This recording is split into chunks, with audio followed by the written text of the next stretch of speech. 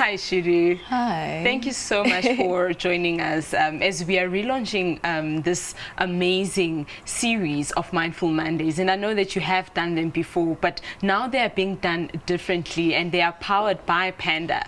Please tell us more about what Mindful Mondays are and why you are so persistent in this initiative. Hello, and this is very different for me actually, because usually I'm the one that is doing the interviews, but with this session, which is quite special, it's just, I think it's just almost like a check-in for me, because Mindful Mondays is an important initiative that when I started it, I wanted it to be a reminder to people that they're not alone. Because for the most part, we never really know that help is available. We never really know that other people are going through what we're going through, obviously with different degrees. But at the same time, there's a huge community, a lot of resources that are available for people that need them, but no one knows about it. And that's exactly what Mindful Mondays is about. And that is why I'm now relaunching it in partnership with Panda. And that is so interesting to know that there is actually a space where people can learn about mental health, but also be able to see that there are resources out there that can help them. And also to just say that you do not have to have a lot of money for you to get mental health assistance, which has been such a thought for so many South Africans, that if I need to speak to someone, I have to have a medical aid or I have to have money. So Mindful Mondays are actually an introduction of that, that listen, you do not have to have a lot of money or even an income for you to get mental health assistance. I think to be honest, for a lot of people, even not having a lot of money is still a lot of money. So I think it's important to direct them to the services, or even a space where they can speak to other people and chat with other people about what they're going through. I don't want us to just forget the I wouldn't say inaccessibility, but the affordability of it as well. So if we can partner together and make it more accessible, or even just make it a little bit less of a burden for the people at home, that would be really, really important. And that's the reason why Mindful Mondays is there, to direct people to the services and hopefully just start the conversation, because sometimes the main or the first big step is the conversation. If you get into a chat group or a chat box and just have conversations with people around it, you realize that you're not alone, and that alone, just being heard, just being seen, is more than enough. And over and above that, directing them to affordable services, which is really, really important. But I think the biggest emphasis for me is that through Mindful Mondays, help is available. It does cost, but it does not have to cost a lot, and that's the key messaging for me. Sure. And that sense of community that you get through these conversations, and of course having psychoeducation, which is what people need to actually step into that space of saying, hey, I really do need assistance, because now I know and I understand what it is that I'm going through. And I love that you said that the first big step is actually saying it. I need help. Once you say that, you are acknowledging like what you're feeling. For the most part, people let it fester inside, you know, and it builds up and it builds up, and it feels like a monster that you cannot handle. But once you let it out, once you say that I need help, that is the first big and most important step, I believe. Absolutely. And now, Shudu, there is a lot happening in South Africa. A lot has been happening. I think since 2020, it has just been one thing after the other. I mean, we have had COVID-19, we have had people losing their jobs, we have had households where there's only one person that's working, and on top of that, there's issues of inflation where petrol prices are increasing, fish oil is so expensive, and there's just a lot of difficulties in terms of survival. The little things that we need, like electricity, have become such a scarce thing to have, and all of that builds up to some mental health related challenges. How can people cope with so many difficulties in terms of living in South Africa and surviving while still retaining their mental health? Honestly, it's one day at a time. I think it's very difficult. I don't want to take away from how difficult it is. And coping with your mental health is a checking in process. Like I said, we're a community, and the more conversations we have around that, the more you realize that you're not alone.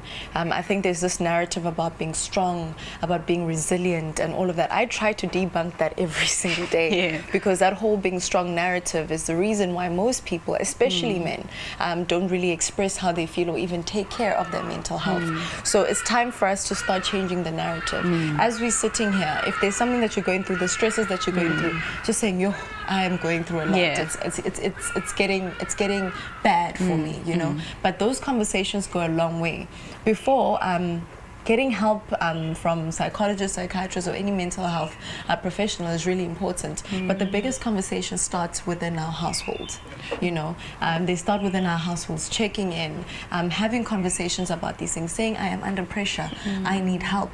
That statement alone goes a long way. And if you feel like it's getting too much, and even the conversations at home aren't helping, then there are resources available like Panda and many other resources like SADC that are really important, where you can just speak to someone. I mean, on Panda, you just go on the app and you realize that, hey, I'm not alone.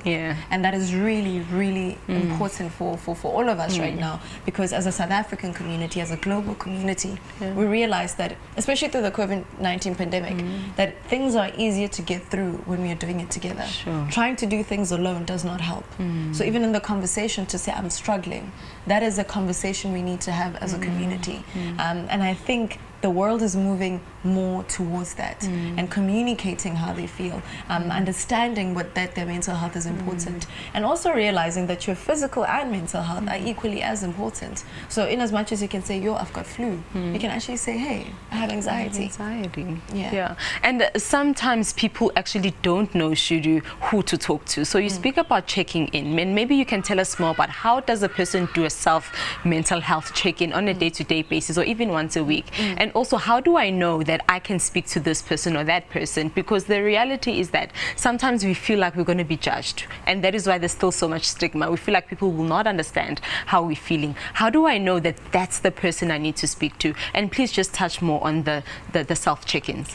So the self-check-ins, I think the best way to do it, for me personally, and through the conversations that I've had with different health professionals, is journaling. You know, journaling is having a conversation with yourself, looking back and saying, wow, okay, cool. And the best thing about it is when you look back, when you have time to just look back at your previous journal entries, you find that there's been growth there. So journaling is the first big one. But also conversations with yourself, like generally, like, how do I feel today?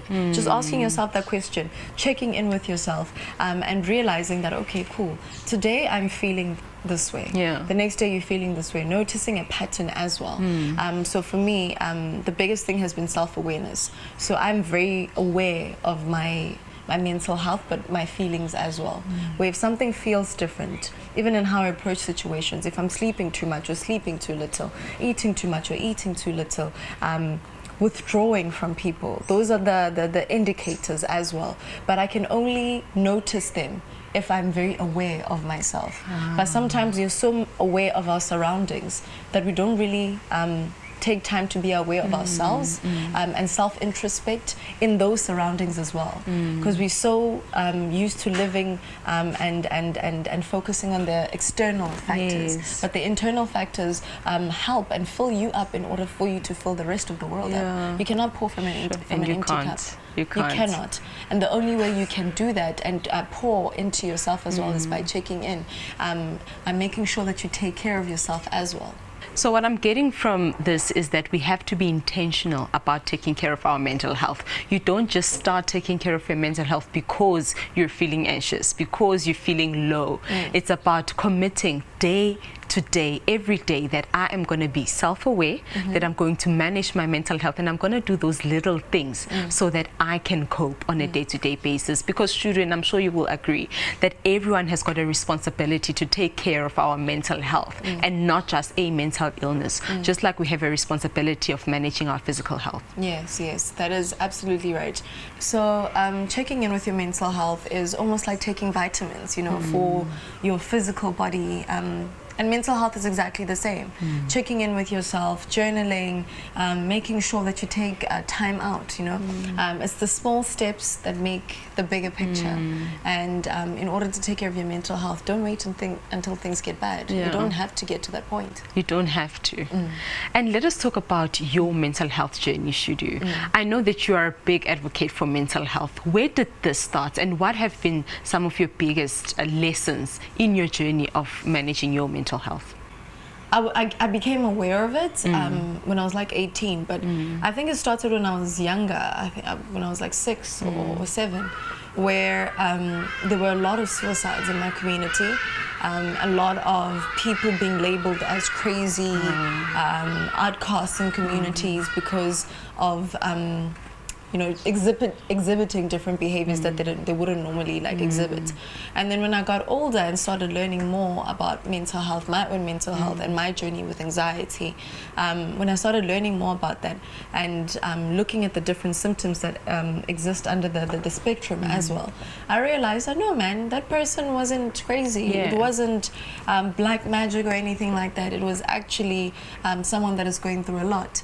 Because if a person has lost both parents, they don't even know, they have no one, and 2 days later they die by suicide, we can look at the sequence of events. I'm not saying that is what led to that, but then we can sort of just try to understand it better. If a person is exhibiting signs of depression, they're not crazy, they just need help. But in most communities, people don't get help. They don't even know what a psychologist is. They don't even know what a psychiatrist is, or even a counselor or social. None of that. They don't know any of that. They don't know that help is available. So what happens is they get worse and they get worse and they get worse. And some of the people that I'm speaking about are people that I knew, people that I loved. And when I got older, I was struggling with my anxiety. It was almost crippling. And I still have social anxiety. And when I decided to get help, I remember I tried expressing it to a family member that, hey, I think I want to go see a psychologist.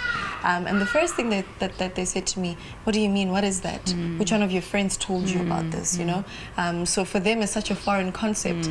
I decided to say, okay, cool, I'll just do it on my own. I went there, and when I went there, it was probably the best decision that I've ever made. It was the best decision that I've ever made. I still see the same psychologist, and it was so beautiful to see a different perspective on life, to see a different perspective on some of the challenges that I face, to know that they're not as big as I think they are. It's just about having the right coping mechanisms in order to deal with them. It's almost like when you have a flu and you take vitamin C or antibiotics or whatever. Same thing with your mental health.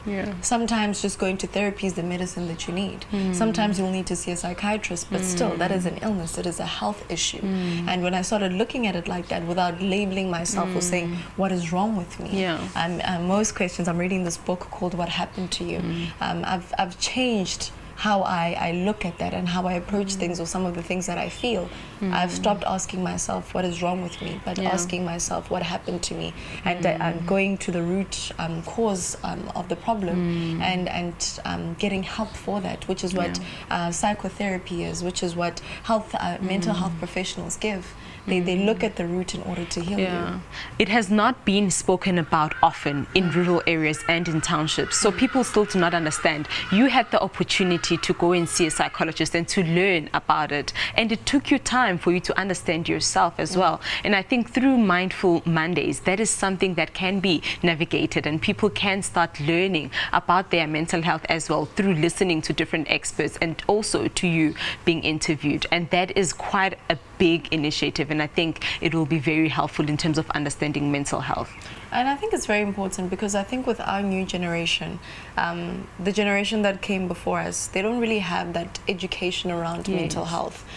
Because like I said, especially with women, there's always been that narrative of resilience and strength, and also with men, which has bred toxic masculinity.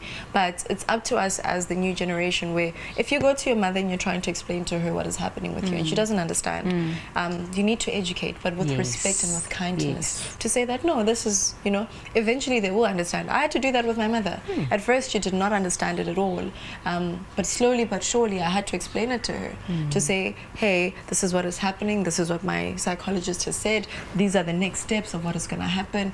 At first she didn't understand.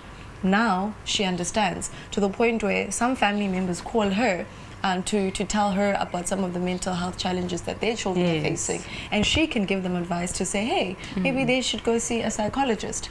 But then that's a complete 180 from the first time I had a conversation with my mom. But now she's being an advocate for mental health in her own way, in a topic that she never understood. But because I took the time to educate her, but with kindness and respect. Because sometimes I think when we approach these conversations, someone's like, you should know. We approach it with a bit of arrogance, but it does not have to be that way. We can communicate and teach different communities with respect and kindness at all times. And that is what Mindful Mondays is about, and I'm so excited for the relaunch. I'm not sure if I'm going to be interviewed the whole time, but I do enjoy just having this conversation with you. And over the next few months and over the next few weeks, it's going to be more conversations around that, and the root of it is education, which is why I started it, and I'm so happy to be continuing with it. And I am so happy that you're taking that angle, because you know what, Shudu, that is how we break mental health stigma.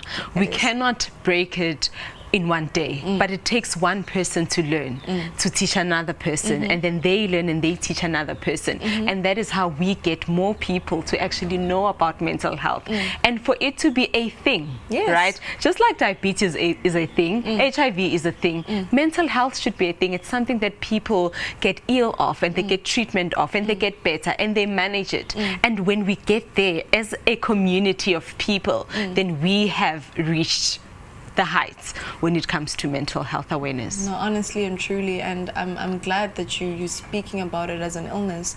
I actually read something very alarming the other day, that the leading cause of death for children, for people aged 10 to 29 was suicide. And that was so alarming for me, to still think that there's stigma around this, to still think that people don't look at it as an illness. So with this and with many other initiatives around the world and mental health advocacies, I hope that people get to understand that it is an illness, you know. And I love how the World Health Organization defines health. It is a complete state of physical, mental, and social well-being, not just the absence of disease or infirmity. And once we start looking at it like that and understand how they all interlinked, we're going to change the narrative. Sure. And they do also define mental illness as a whole body illness, meaning that it doesn't only affect your mind, but it also affects your behavior. It also affects how you're feeling physically. So they are interlinked. When you're not okay physically, you won't be okay mentally. If you're not okay mentally, you're not going to be okay physically. That is true. Shudu, you have done quite a lot of community work in terms of mental health and mental health advocacy. What sort of shifts have you seen in communities since you have started in your journey of mental health advocacy? I think it's with the openness and I don't know if this is a word, but normalization of the conversations around mental health. Whereas before, even speaking about your mental health was just, there was a lot of stigma around it. It was a taboo to even say, hey, this person is struggling from this and this and this and that, or you're dealing with this and this and that. It was almost like a conversation that you can have in private or in secret, but people have been more vocal about it. I mean, after every Mindful Mondays episode, I'd get so many messages, like direct messages of people telling me, I called this helpline and I got help. I started going to a psychologist. I'm now seeing someone about my mental health. I'm now telling people in my community about mental health. And there were more extremes as well, where someone said, I called the suicide helpline. And every time when I'd see those, I'd be moved to see how when people realize that they're not alone, it gives them a little light, you know, a light at the end of the tunnel. Obviously, there's a lot of work that needs to be done, but the first step is saying, I need help. And once they do that, that is the biggest step, you know. It's not always an easy journey, but seeing those messages and getting those messages and having people want to share their stories as well has been absolutely humbling, because you get to see how when people feel seen, when they feel heard, when they feel like I'm part of a community, it goes such a long way. You know? It goes such a long way. So for me, the biggest sort of shift or even victory is normalizing the conversation around mental health, especially in an African context and even globally. Sure. And haven't you also seen that when you talk about mental health and you make it a thing in communities, you see that there's so many people that actually want to help other people. Yeah. Where they're like, okay, I've struggled with this, I want to help you. And people supporting each other, and they actually building this amazing support structure amongst each other so that they can make mental health matter. And I think like it goes back to the sense of community that we were speaking about. If you look at it from an African context, the success or even how communities thrive is when we do things together. You know, when we work as a community, where if you need help with this thing, I'm going to be that person to help you. You know, and even as a global community as well. Like I said, with the COVID-19 pandemic, where we had to come together as a global community. Me wearing a mask is not me just saving myself; it's me saving you as well, and just protecting you as well. But imagine if we could build a community around mental health, which was exacerbated by the COVID-19 pandemic, to say, listen, it's not over. If you need me, I'm here. But I always say to people, in order to build this community, it starts with something very simple. When you ask someone how they are, don't expect them to say that they're okay. Take 2 minutes to actually listen to what they're going to say, because sometimes I think we answer in a way that is going to be comfortable for the next person, but then that's not what a community is all about. So it's just about normalizing those conversations and making it a community-based effort. We can only do things together, and we are stronger together. And on that topic, Shudu, can you just maybe highlight, how do I see that my friend is not coping? What are some of the symptoms that I can look out for so that I can be like, okay, how can I help you? What can we do together? Oh, there's a lot of, there are a lot of different symptoms. I don't, and it varies from person to person. And again, I'm not a psychologist or a psychiatrist, but based on the stuff that I've learned on mental health, it's stuff on Mindful Mondays, it's stuff like isolating, when that friend's behavior changes in terms of how they isolate now. They don't really do the same things that they used to do. Differences in weight as well can be an indication, but that's not always the case as well. What else? Sleeping too much or sleeping too little. But I think the people that can notice that more are people that live with you in a household. So those are just some of the symptoms, but isolation is probably the biggest one, where they just don't do the same things that they used to, but they are a range of other symptoms that I'm sure on the Panda app we can have more information around them. Yeah, and also on the Panda app there's actually an assessment tool that you can use so that you can check, are you okay, and what could be a problem. You highlighted isolation, which has been one of the biggest signs when someone is not coping, right? But also for the person that wants to help, it becomes difficult, because you find that the person that you are wanting to help is actually moving away from you, and you'll always hear a question of, how do I help my brother or my boyfriend or my sister if they don't want me to talk to them, or they don't want me to be close to them, or they don't want to open up? And there's always been that thing that, okay, be there for them, listen to them.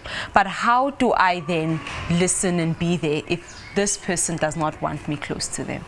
I think it's just, you know how when we want something for our careers, we'll knock and knock and knock and knock until finally the door opens. I think it's the same thing. Sometimes when you're isolating, you don't really want to speak about what's bothering you. Sometimes you don't even want that attention on yourself, but it's constantly knowing that if and when I'm ready to talk, someone is there. I know that it can get tiring for a lot of people, but I promise you it does go a long way. So those are just some of the things that I know, that if someone has isolated and they've just moved away, just check in on them as often as you can, just so they know that when they're ready, even if it's just for a second, in that second they feel like, I'm ready to talk, they know that you're there and you're ready to listen. But sometimes we ask once, we ask twice, and by the third time you're like, I'm tired, so I'm not going to do this. But you need to constantly check in as much as you can. And even if it's not going to their houses every single time, it's the little things that go a long way, because you never know if they're struggling to eat either. Sending them a care package, or even something that you know that they like to brighten up their day, or a song that reminds you of them. Just that sense of normality of, or just knowing that I'm not alone. And when I'm ready to talk, when I need someone, if things are getting really bad, I can just always call this person and they are there. But sometimes we try once or twice and then we just give up. Shudu. And sometimes that is all a person needs, just to know that they are not alone. So when we look at the Panda app, we see that there is a forest, right? And this forest allows you to be part of a community, and you can be part of a community even anonymously, where you can be there and you can engage in conversations where there's other people or experts that are hosting sessions, but also this just amazing community where you can have conversations with other people and you can get access to a professional to speak to. And that also helps with this issue of loneliness. No, it really does, and that's why I partnered up with the Panda app, because I think Mindful Mondays is really important. But imagine being able to access help at any point of the day in your own space, and I think that's really important. Getting into a community of people and just realizing that you're not alone. I mean, the forest does exactly that. It's a community-based chat group where people can just go in there and just chat and also access professional help. And there are different sessions. Let's say today I covered anxiety. You might find that there's someone else that is covering depression, and that's exactly what you need. So it caters for different people, different needs, and also allows you to have access to psychological or psychiatric help, which is really, really important. So help is always available. It's an all-encompassing app that allows you to be a part of a community, be part of a chat, access help as well, and also just have access to psychologists and psychiatrists and other mental health professionals. And you know what I also like about the app is that you can also suggest a topic to be hosted on the forest sessions. If you're struggling about something that you find that is not a topic that is regularly covered on the forest, you can actually suggest it, meaning that you can create your own community based on what you have been experiencing and based on what you have been feeling. Which is really important, because when I was doing Mindful Mondays, that was something that people would always do. Send me direct messages saying, hey, please do this, please do that, please do this, please talk about this. But if they can do that on the Panda app, it just allows for more topics to be covered and to cater to different needs that people have, you know.